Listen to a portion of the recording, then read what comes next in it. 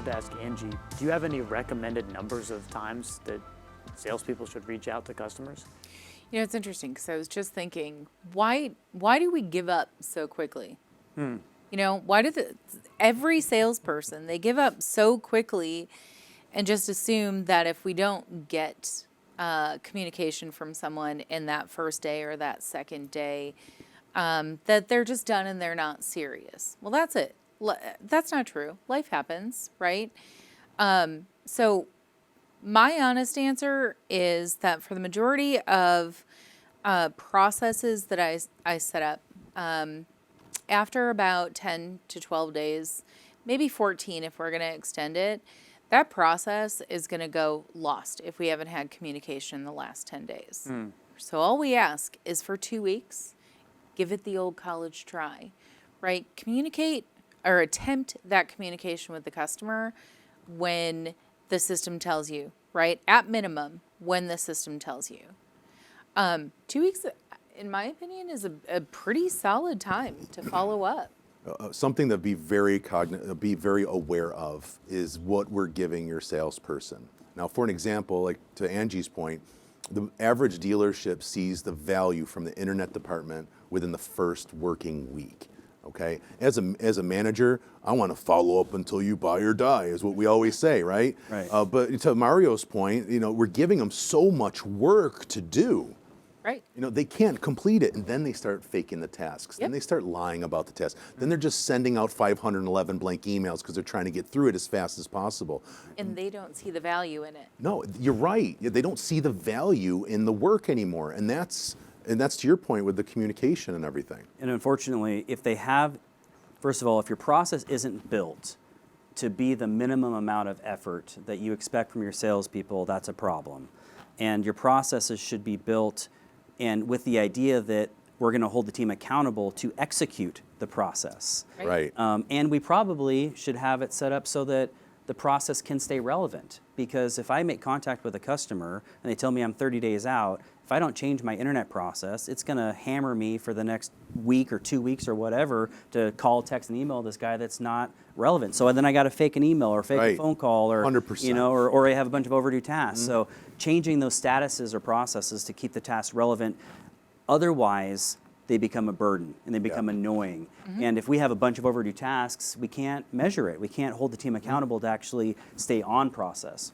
But ultimately, I'm going to flip the script a little bit because longer term processes, I think, have some relevance, and there can be a balance between the effort put in and old school buy or die by getting the CRM to work for the salesperson instead of the salesperson work to the CRM. Yep. Salespeople are like deer hunters. Okay, so in deer hunting, you either are going to sit in a stand and wait for a deer to walk by. That's a salesperson, right? They get really excited when they see the deer, the opportunity. They're going to take a shot. If they miss it, they're not going to get down out of their stand and go track the deer. No, they're just going to wait. They just want to wait for another deer to walk by and take another shot. That's a fresh up. That's a day-old internet lead, maybe 2 days, right? We can typically get a salesperson to follow up for a few days. After that, they're going to start not doing those tasks, not faking phone calls. If we can shift that longer-term follow-up after a week or 2 weeks or whatever your store is comfortable with, and have the CRM send out automated emails, automated text messages if they're opted in, we can have the best of both worlds. Apply the team's tasks to where they're relevant and they're excited to actually do them, and then have the CRM work for us to bring those customers back to life. Would you put that in your loss process, or would you keep that customer active? So I don't like putting things in loss simply because the loss process doesn't terminate on a new active lead. So this dealership has to then go in and manually disengage that loss process. So what I typically would do is, even if on a buy or die, I would still be marking that thing lost at 30, 45 days, and then allow either AMP to do an active re-engage campaign or automotive marketing platform, or set up some campaigns directly targeting lost customers. How would you handle a dupe? So I love duplicate leads. It's actually a passion of mine. I agree with you. So Yes. We all get really excited as a salesperson. If Angie comes in and she has to go home and think about it, and she pulls back in the lot an hour later, and we see her getting out of her car, we're high-fiving like, yes, we've got a car deal, like we are selling a car today, right? That's a duplicate lead, Sure. right? Yes. Why don't we feel the same way when we get a bad duplicate lead coming into the system for an internet lead? Like that should be like, hey, congratulations, I'm still in the market, and good news, you still have a car I'm interested in because I didn't send that lead to the other XYZ Yeah. dealers down the road. So I think that paying close attention to bad duplicate leads within your lead area, having a good bad duplicate lead process set up where it has a huge red duplicate task icon in there to draw attention to it.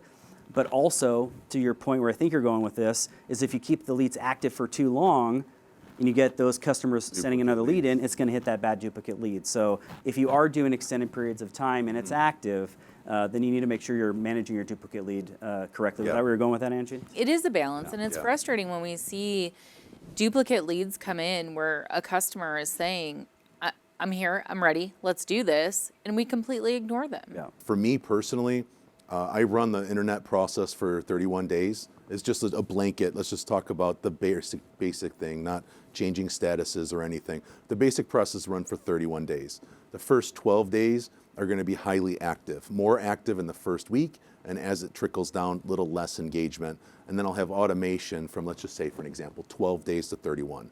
Because I want to get a really good month to date. If I cancel the process at day 12 and they submit a new lead, it comes in as a brand new opportunity, and that increases your lead count and lowers your conversion rates of everything. Yeah. So I really like to run it for 31 days.